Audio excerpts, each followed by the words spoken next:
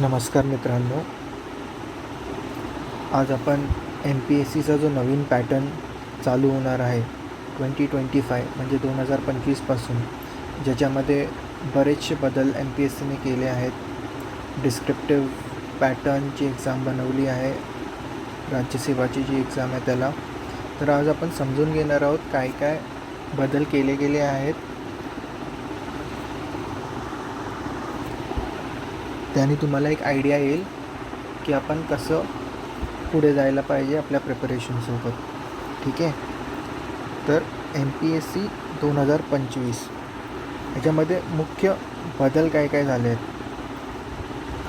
M P S सीनी you P S सीच्या पॅटर्नवर ह्या परीक्षेला आता डिझाईन केलं आहे. म्हणजे काय, पहिले एम पी एस सीची परीक्षा जी मेन्स प्रिलिमची परीक्षा पण आणि मेनची परीक्षा ऑब्जेक्टिव्ह असायची, आता ती वर्णनात्मक केली गेली आहे, म्हणजे डिस्क्रिप्टिव्ह लेखी.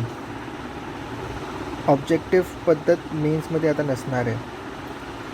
एथिक्सचा एक महत्त्वाचा पेपर ॲड केला गेला आहे.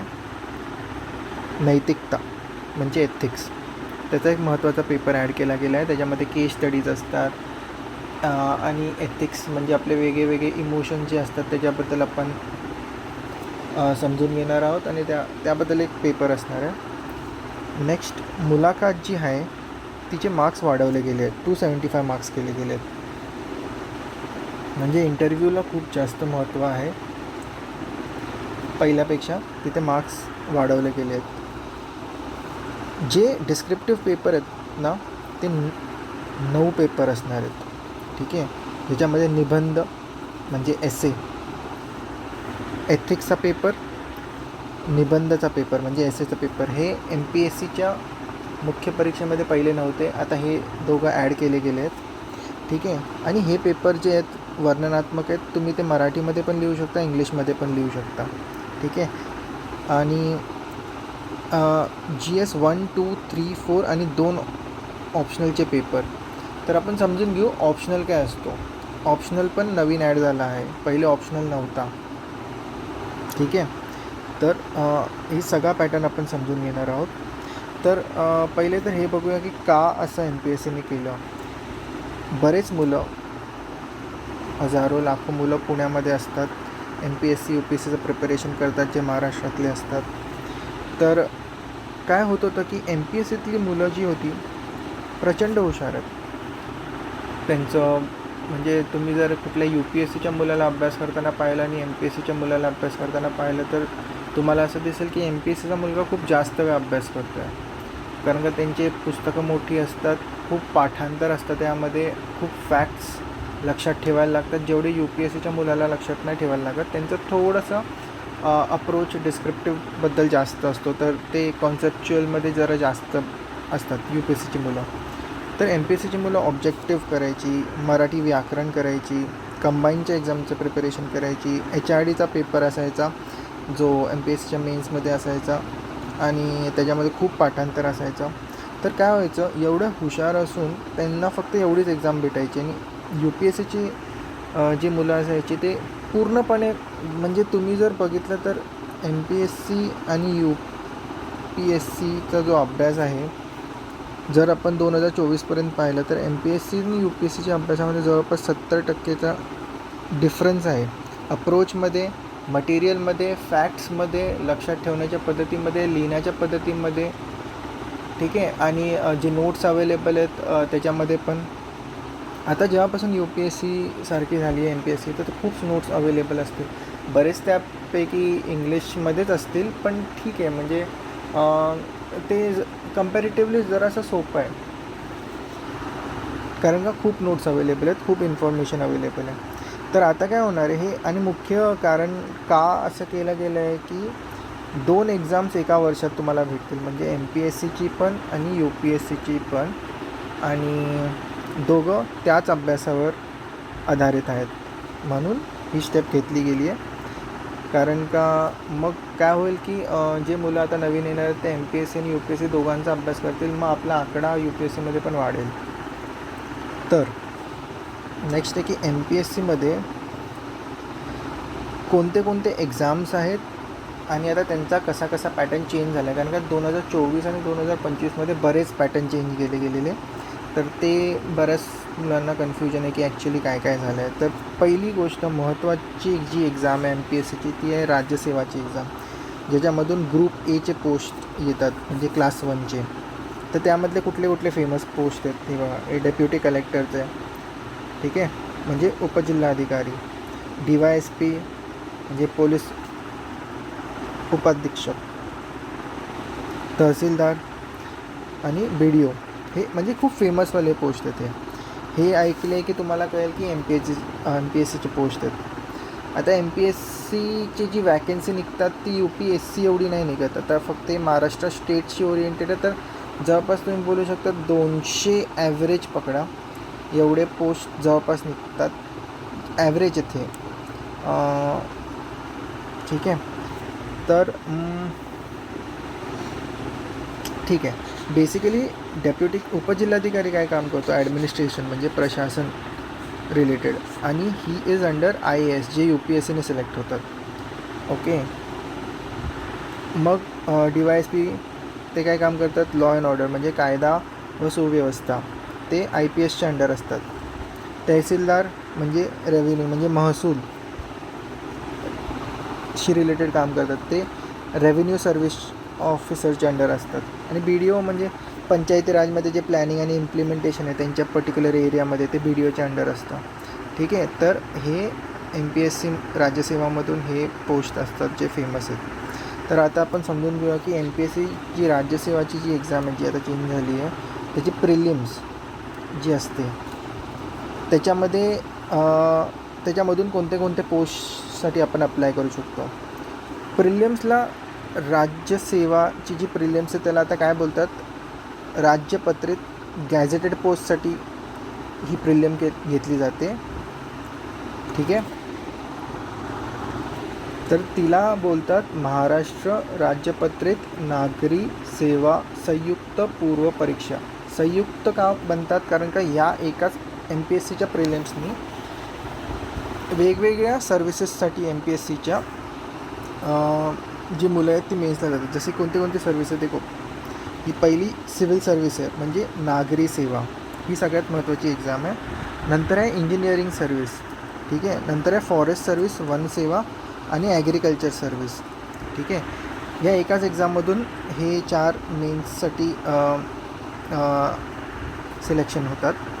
तर सिव्हिल सर्व्हिसेस म्हणजे नागरी सेवा जी सगळ्यात जास्त मुलं देतात, त्यामधून कोणते कोणते पोस्ट अवेलेबल आहेत, deputy collector, DYSP, tehsildar, assistant labour commissioner, educational officer, municipal officer, superintendent of state excise म्हणजे उत्पादन शुल्क, आणि assistant commissioner of sales tax. हे खूप म्हणजे हे फेमस पोस्ट आहेत. इंजिनिअरिंग सर्व्हिस जी आहे महाराष्ट्रातली त्याच्यामधले कुठले कुठले इंजिनिअरिंग रिलेटेड सर्व्हिसेस आहेत, एक मेकॅनिकल, इलेक्ट्रिकल आणि सिव्हिल रिलेटेड. ह्याच्यातून कोणती पोस्ट भेटते, असिस्टंट इंजिनियरची. ठीक आहे, त्या वेगळ्या वेगळ्या डिपार्टमेंट म्हणजे वॉटर रिलेटेड डिपार्टमेंटमध्ये, विद्युत विभागात वगैरे. नंतर फॉरेस्ट म्हणजे वनसेवा, ही इंडियन फॉरेस्ट सर्व्हिस सारखीच आहे पण महाराष्ट्रात रिलेटेड. म्हणजे ह्याच्यामध्ये कोण येतं, असिस्टंट कॉन्झर्वेटर ऑफ फॉरेस्ट, सहाय्यक वन संरक्षक. ठीक आहे, हे येतात कशामध्ये, वनसेवा जी आपण देणार त्यातून. आणि नंतर आहे ॲग्रिकल्चर सर्व्हिस, त्यामध्ये ॲग्रिकल्चर ऑफिसर ग्रुप A आणि B चे येतात. आता हे बघा, हे जे आहेत ह्या चौघांसाठी ना काही एज्युकेशनल क्वालिफिकेशन आहेत, म्हणजे शिक्षणाची पात्रता आणि जे रिक्वायरमेंट आहेत त्या हिसाबशीर सगळ्यांचं थोडं वेगळं आहे. म्हणजे सिव्हिल सर्व्हिस नागरी सेवामध्ये तर बऱ्यापैकी सगळेच कवर होतात.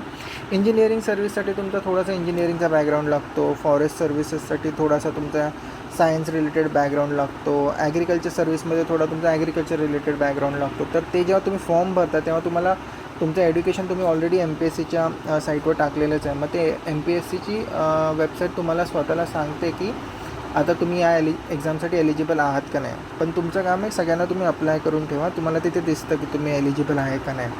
ठीक आहे, तर हे कळलं. आता MPSCची ही आहे कुठली, राज्यपत्रित म्हणजे गॅझेटेड सर्व्हिसेसमध्ये हे येतात सगळे, जे ग्रुप ए आणि ग्रुप बी, ग्रुप ए समजा क्लास 1 ऑफिसर्सचे. नंतर आहे अराजपत्रित म्हणजे नॉन गॅझेटेड, म्हणजे ह्याच्यामध्ये कुठले येतात, ग्रुप बी येतं आणि ग्रुप सी येतात पोस्ट. तर ग्रुप बीचे फेमस कुठले पोस्ट आहेत, ज्याची पण बरेच मुलं पुण्यामध्ये प्रिपरेशन करत असतात, जसं की PSI आहे, ASO आहे जे मंत्रालयामध्ये जो जॉब भेटतो, HTI म्हणजे राज्य कर निरीक्षक आहे, सब रजिस्ट्रार, स्टॅम्प इन्स्पेक्टर, मुद्रांक निरीक्षक. ठीक आहे. तर हे ग्रुप बीचे म्हणजे क्लास 2चे आहेत पोस्ट.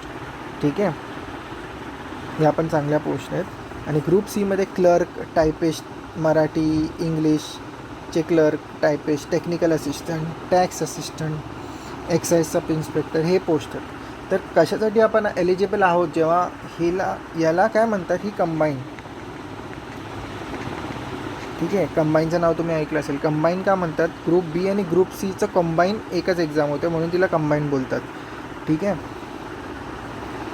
तर हे झाले पोस्ट ग्रुप बीचे आणि ग्रुप सीचे, आणि वरचे तुम्हाला समजले ना. तर आता पुढे जाऊया, पेपर पॅटर्न. ठीक आहे, समजून घेऊया. राज्यसेवा म्हणजे जी नागरी सेवा आहे आपली, सिव्हिल सर्व्हिसेस ज्याला म्हणतात.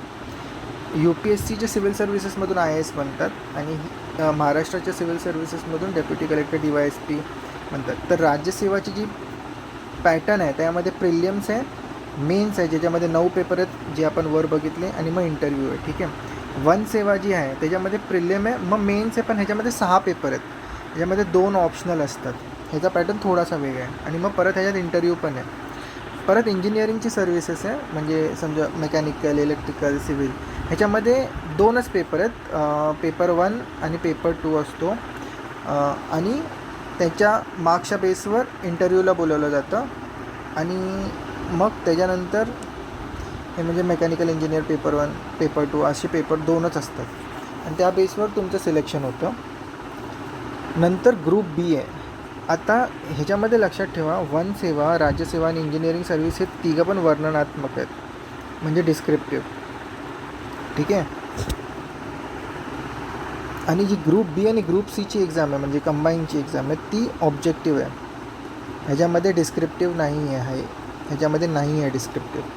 तर ग्रुप बीमध्ये काय असतं, प्रिलियम्स असते जी ऑब्जेक्टिव्ह असते, आणि मग प्रिलियम नंतर मेन्स असते, मेन्स पण ऑब्जेक्टिव्हच असते.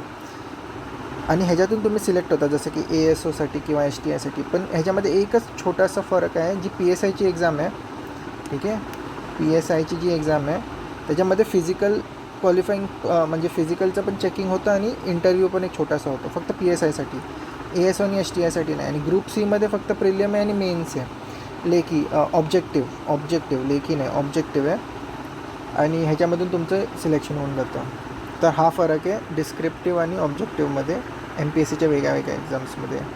नंतर MPSCची जी राज्यसेवा आहे 2025पासून जो पॅटर्न सुरू होणार आहे.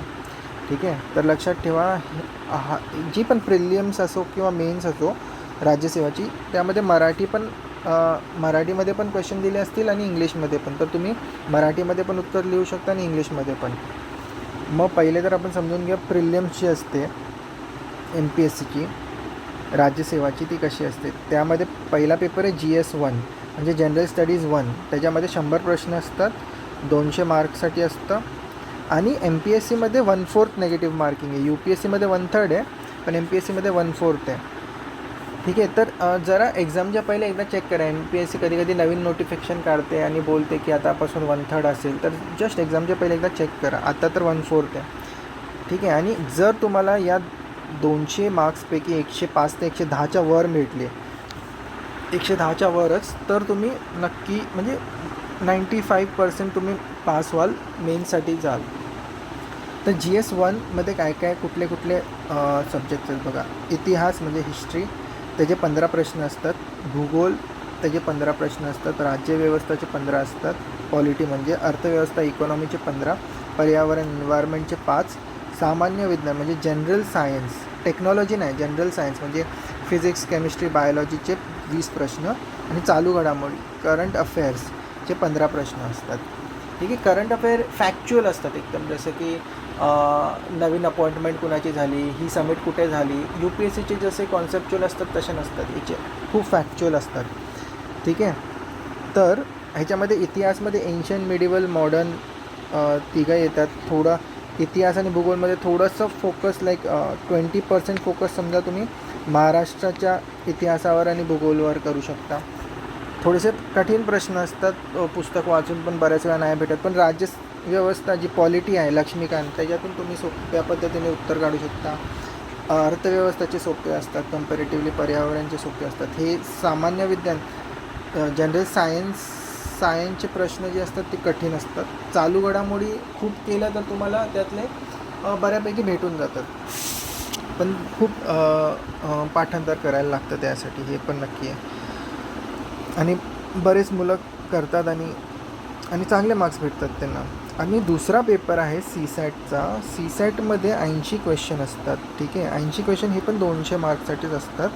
2.5 मार्क्सचा एक प्रश्न असतो. आता ह्याच्यामध्ये तुम्हाला 68 मार्क्स काढायचे आहेत. क्वेश्चन नाही, मार्क्स काढायचे आहेत. म्हणजे 33.33% मार्क्स काढायचे आहेत. हे पासिंग आहेत, हे क्वालिफाईंग पेपर आहे. ठीक आहे. ह्याच्यामध्ये काय काय असतं, लॉजिकल रिझनिंग म्हणजे जे सिटिंग, फिगर्स, डायरेक्शनचे जे प्रश्न असतात.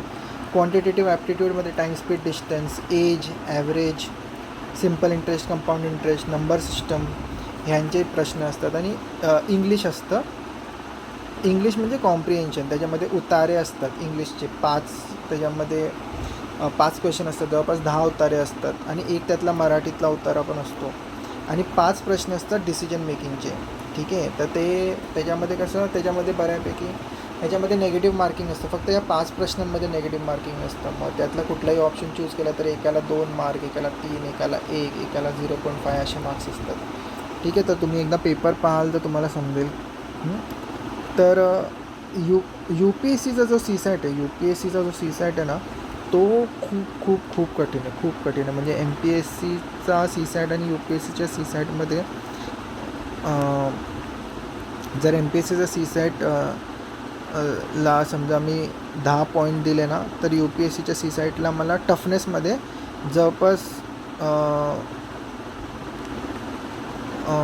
जवळपास 300 पॉईंट द्यायला लागतील. एवढा टफ असतो UPSCचा पेपर, CSATचा कमीत कमी. बरेच मुलं त्यामध्ये GSमध्ये पास होतात पण CSATमध्ये पास होत नाही. पण कमीत कमी आपल्या MPSCमध्ये ना बरेच प्रश्न उत्तराचे येतात ना इंग्लिशचे. आणि त्या इंग्लिशचे जे पॅसेजेस असतात ते एवढे म्हणजे त्यातूनच उत्तरं काढायला लागतात. तर बऱ्यापैकी आपल्याला पासिंग मार्क्स भेटून जातात. MPSCचं CSAT कम्पॅरेटिव्हली खूप सोपं आहे UPSCवाल्यापेक्षा. ठीक आहे. कारण का UPSCच्या CSATमध्ये एका पॅसेजवर एकच प्रश्न येतो आणि MPSCच्या एका पॅसेजवर 5 येतात. पण ते मोठे पॅसेज पण असतात MPSCचे. पण ठीक आहे, तुम्ही ते पेपर, आणि कारण का आता तुम्ही MPSC आणि UPSCची प्रिपरेशन तुम्ही एकत्र करा म्हणून मी तुम्हाला सांगतो. आणि तुम्हाला करावीच लागेल कारण का दोघांचा अभ्यास आता एकच झाला आहे. ठीक आहे. 2025पासून नंतर 110 मार्क तुम्ही जर काढले राज्यसेवाच्या प्रिलिम्समध्ये तर तुम्ही मेन्स देऊ शकता. 125 जर काढले तर फॉरेस्ट सर्व्हिसची पण एक्झाम देऊ शकता. कारण का ना फॉरेस्टसाठी जागा कमी असतात. जेव्हा जागा कमी होतात तेव्हा मग कट ऑफ वाढतो ना, म्हणून. आणि इंजिनिअरिंग सर्व्हिस वगैरेची मुलं जी असतात ती ॲक्च्युली इंजिनिअरिंगच्या बॅकग्राऊंडची असतात, पण त्यांना पण हीच एक्झाम द्यायला लागते. म्हणजे ज्याच्यामध्ये हिस्ट्री, जिओग्राफी, करंट अफेअर येतं, ज्यांचा अभ्यास ते एवढं करत नाहीत, पण त्यांच्यासाठी मग कट ऑफ पण त्यांचा कमीच लागतो. कारण का सगळे जर 1000 मुलं एक्झाम देतात तर त्यातली फक्त 100 मुलं जी असतात ती इंजिनियर असतात आणि तेच इंजिनिअरिंग सर्व्हिससाठी अप्लाय करतात. आणि त्यातले समजा तुम्हाला काय म्हणतात 50 मुलांना चूज करायचं तर म्हणून यांचा कट ऑफ कमी लागतो. ठीक आहे. कम्पॅरेटिव्हली म्हणजे हे थोडे मागचे जे कट ऑफ आहेत त्याच्या ॲव्हरेजनी बोललो, हर वर्षी चेंजेस होत राहतं ते. ठीक आहे.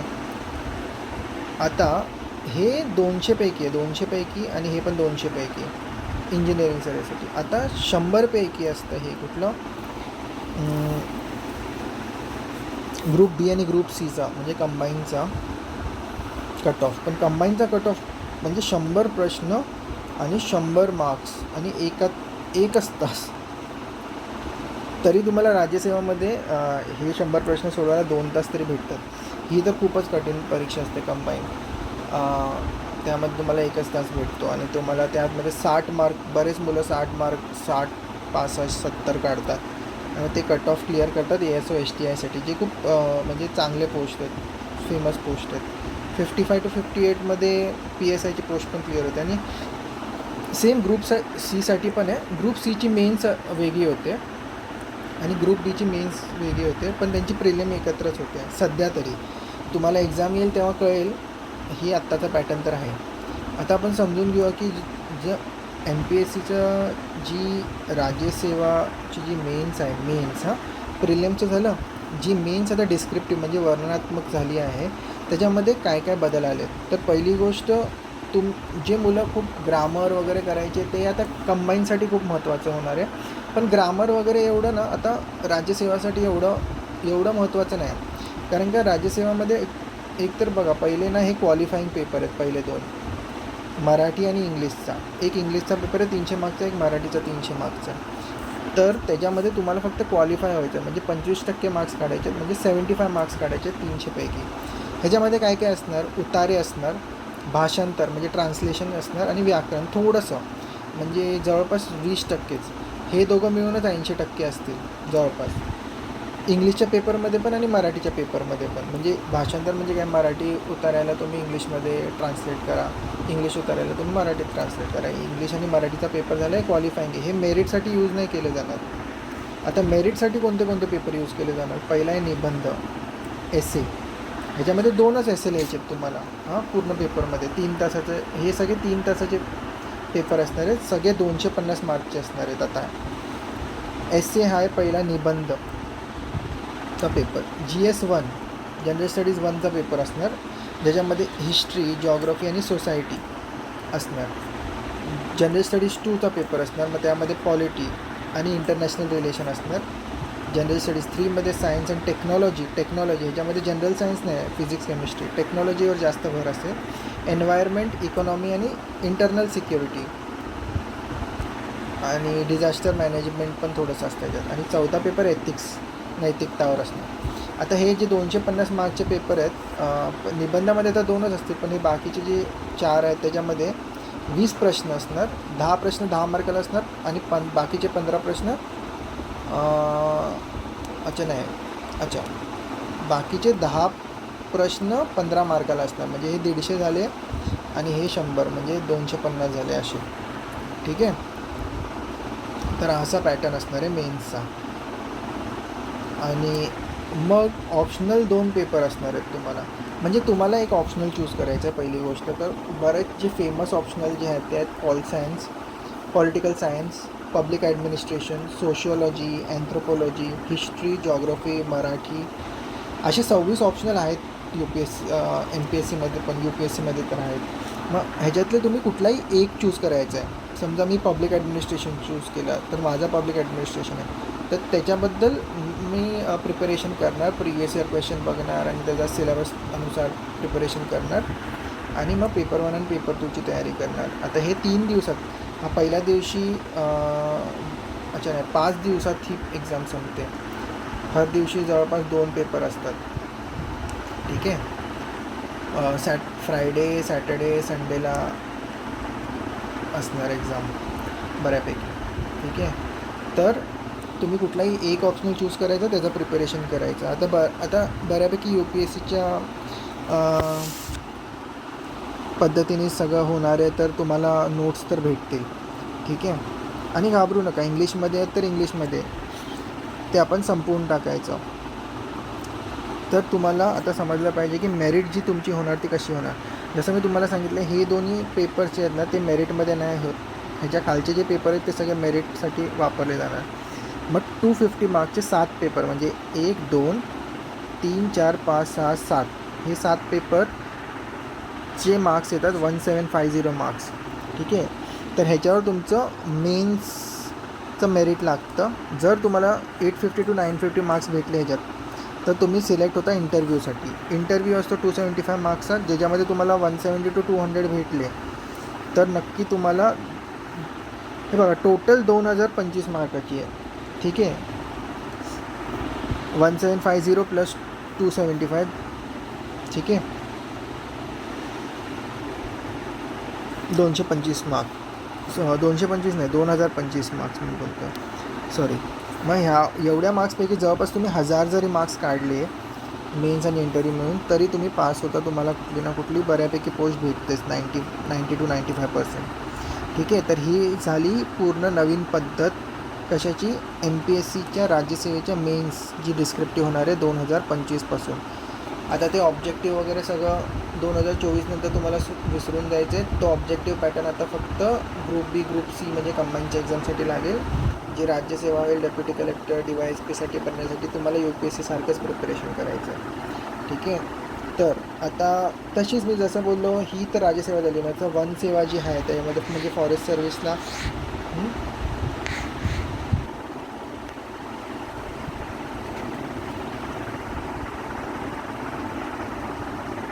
आपण बघितलं ना वनसेवा. एक सेकंड. हां. तर वनसेवा जी आहे त्यासाठी हे लक्षात ठेवा ही पण वर्णनात्मक आहे, डिस्क्रिप्टिव्ह आहे. ह्याच्यामध्ये एसे नसणार आणि एथिक्सचा पेपर नसणार.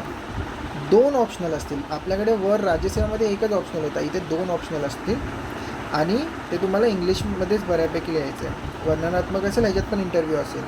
आता वर राज्यसेवामध्ये तुमच्याकडे 26 ऑप्शनल होते, इथे फक्त तुमच्याकडे 14 आहेत आणि त्याच्यामध्ये पण तुम्हाला 2 ऑप्शनल घ्यायचे. 2 ऑप्शनल. वर एकच घ्यायचा होता राज्यसेवामध्ये. जसं की वर पब्लिक ॲडमिनिस्ट्रेशन घेतला मी. तर पब्लिक ॲडमिनिस्ट्रेशन ऑप्शनल फॉरेस्ट सर्व्हिसमध्ये नाही आहे, कारण का फॉरेस्ट सर्व्हिस थोडी टेक्निकल असते. तर ह्याच्यामध्ये ॲग्रिकल्चर आहे, ॲग्रिकल्चर इंजिनिअरिंग, जिओलॉजी आणि त्याच्यामध्ये पण कॉम्बिनेशन आहे. तुम्ही ॲग्रिकल्चरचा जर ऑप्शनल घेतला तर तुम्ही ॲग्रिकल्चर इंजिनिअरिंग जो दुसरा ऑप्शनल आहे फॉरेस्ट्रीमधला तो तुम्ही घेऊ नाही शकत, कारण का त्या दोघांचा सेम अभ्यास लागतो. तर तुम्हाला थोडे वेगळे कॉम्बिनेशनचे सब्जेक्ट्स घ्यायला लागतात. मग मी समजा जिओलॉजी आणि ॲग्रिकल्चर घेतलं आहे, मग हे दोघं वेगळे आहेत, तर मी या दोघांचा ऑप्शनलचा अभ्यास करून जो हे बघा इंडियन फॉरेस्ट सर्व्हिस जी आहे UPSCमधून जी UPSCच्या प्रिलिम्समधून जी एक्झाममधून क्लिअर करतं ना, म्हणजे UPSCची सिव्हिल सर्व्हिसेस जी IASसाठी असते आणि IFOSसाठी फॉरेस्ट सर्व्हिस असते, ती त्याच UPSCच्या प्रिलिममधूनच निघते. तिथे पण हे 2 सब्जेक्ट असतात. मग तुम्ही तिकडे पण म्हणजे राज्यसेवाच नाही, तुम्ही इंडियन फॉरेस्ट सर्व्हिसचा पण अभ्यास करता जेव्हा नवीन पॅटर्नने तुम्ही अभ्यास करणार UPSCच्या. तर UPSCचे 2 एक्झाम म्हणजे सिव्हिल सर्व्हिस आणि फॉरेस्ट सर्व्हिस आणि MPSCच्या 2 एक्झाम सिव्हिल सर्व्हिस आणि फॉरेस्ट सर्व्हिस म्हणजे ॲक्च्युली 4 एक्झाम भेटतात तुम्हाला, जेव्हा की पहिले तुम्हाला फक्त एकच भेटायची UPSCची किंवा एक MPSCची. म्हणून हा आता चेंज केला गेला. आणि नंतर इंजिनिअरिंग सर्व्हिस तर मी बोललो तुम्हाला, इंजिनिअरिंगचे जे मुलं असतात त्यांचा डिस्क्रिप्टिव्ह पेपर जसं असतो तसेच असतात. ते 2 पेपर आहेत ते, त्यामध्ये सगळे सब्जेक्ट कवर होतात आणि एक इंटरव्ह्यू असतो. ठीक आहे. नंतर आपण थोडंसं हे समजून घेऊ की आता ग्रुप B आणि ग्रुप C म्हणजे कंबाईनची जी एक्झाम आहे त्याच्यामध्ये काय पॅटर्नमध्ये चेंज केला आहे. आता पहिले पण प्रिलिम्स 100 क्वेश्चनचीच व्हायची, 1 तास आणि 100 प्रश्न. त्यामध्ये history, geography, polity, economy, current affairs, science विचारलं जायचं आणि प्लस राज्यसेवाच्या GSमध्ये मॅथ्स नाही विचारलं जात, पण कंबाईनची जी प्रिलिम्स असते त्याच्या प्रिलिम्समध्येच मॅथ्स आणि लॉजिकल रिजनिंगची जवळपास पहिले 15 विचारायचे, आता 20 विचारायला लागले आहेत प्रश्न, 100पैकी 20, आणि हे बाकी मिळून 80 प्रश्न असतात. तर ह्याच्यापैकी तुम्हाला जवळपास 55 to 60च्या रेंजमध्ये तर मार्क्स आणलेच पाहिजेत. ठीक आहे. तर ही प्रिलिम जेव्हा तुम्ही पास होता मग तुमची मेन्स होते. मेन्समध्ये पेपर 1 असतो आणि पेपर 2 असतो. आता पेपर 2 जो असतो हा सेम असतो ह्याच्यासारखा, या पेपरसारखा, history, geography, polity, current affairs, science आणि मॅथ्स, त्याचे 100 प्रश्न असतात. ठीक आहे.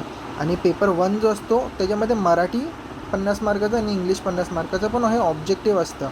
आणि ऑब्जेक्टिव्हमध्ये बऱ्यापैकी व्याकरण, ग्रामरवर जास्त भर असतो, ह्याच्यामध्ये उतारे एवढे नसतात, म्हणून हा जरासा कठीण आहे. आणि ह्याच्यामध्ये 100 प्रश्नच असतात आणि 200 मार्काचे असतात, हर प्रश्न 2 मार्काला.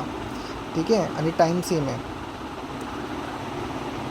म्हणजे ही टोटल 2 पेपर मिळून 200 मार्काचे 400 मार्काचे होते, त्यातून तुमचं सिलेक्शन होतं. ठीक आहे. ह्याच्यामध्ये कंबाईनमध्ये काय आहे ना फरक, हे 1 तासाचे पेपर असतात प्रिलिम्स तर बघितलं तर, आणि राज्यसेवाची प्रिलिम्स जी आहे ती 2 तासाची असते. 100 प्रश्नच असतात आणि ह्याच्यात पण 100 असतात. ठीक आहे. आणि हे बघा ग्रुप Cची प्रिलिम्स पण एकच होते, ग्रुप B आणि ग्रुप Cची प्रिलिम्स एकच होते, पण दोघांची मेन्स वेगळी होते. ग्रुप Bची आणि ग्रुप Cची वेगळी मेन्स होते. मेन्सचा दोघांचा पॅटर्न हाच आहे, पेपर 1 पेपर 2 400 मार्क, पण थोडंसं ची जी एक्झाम आहे ना ग्रुप सीची, त्याच्यातून जे वेगळे पोस्ट असतात जे मी वर सांगितले त्यातली जरासं 20%ची काठिण्य पातळी जराशी 20%नी कमी असते ग्रुप बीपेक्षा. ठीक आहे. तर हे सगळं झालं. आता जस्ट आपण एक कॅलेंडर कसं असतं हे काय फिक्स नाही आहे, हे चेंज होत राहतं, पण एक ॲव्हरेज ट्रेंड आहे हा. यू पी एस सीची प्रिलिम्सची एक्झाम येते मे एंड किंवा जूनच्या स्टार्टमध्ये. मग यू पी एस सीची मेन्सची एक्झाम सप्टेंबर ऑक्टोबरमध्ये येते मध्यंतरी कुठेतरी. मग यू पी एस सीची फॉरेस्टची exam G you P S सीच्या प्रिलिममधूनच जे मुलं सिलेक्ट होतात फॉरेस्टसाठी त्यांची मेन्सची एक्झाम नोव्हेंबर डिसेंबरमध्ये होते. मग नोव्हेंबर डिसेंबर जानेवारी फेब्रुवारीमध्ये यू पी एस सीचे इंटरव्ह्यू होतात. आणि मग हे झालं यू पी एस सी. मग एम पी एस सीची प्रिलिम जी असते ती थोडीशी म्हणजे मागच्या 1-2 वर्षात तर पाहायला गेलं आहे की जून म्हणजे यू पी एस सीच्या नंतर थोडीशी झाली आहे. मग जुलै ऑगस्ट तुम्ही बोलू शकता, जुलैमध्येच बऱ्यापैकी बोलू शकता. ठीक आहे. M P S C mains मग होते October November. M P S C combine group B आणि ग्रुप सी थोडीशी एम पी एस सीच्या ह्याच्यानंतर पण होते राज्यसेवेनंतर. आणि डिसेंबरमध्ये परत इंटरव्ह्यू असतील M P S C. December जानेवारी फेब्रुवारी तेच. मग ही सायकल फिरत राहणार U P S C M P S C. आणि हे बघा हे काय फिक्स नाहीत. यू पी एस सीचं कॅलेंडर तरी लवकर निघतं, एम पी एस सीचं कॅलेंडर येतं पण ते जरा चेंज होत राहतं, मग तुम्हाला लक्ष द्यायला लागतं त्याच्यावर. ठीक आहे. तर हे होतं एम पी एस सी 2025 पासून जे चेंज येणार आहेत एम पी एस सीमध्ये त्याबद्दलचं पूर्ण नीट डिस्क्राईब केलेलं क्लासिफिकेशन हर एक गोष्टीचं. ठीक आहे. थँक्यू.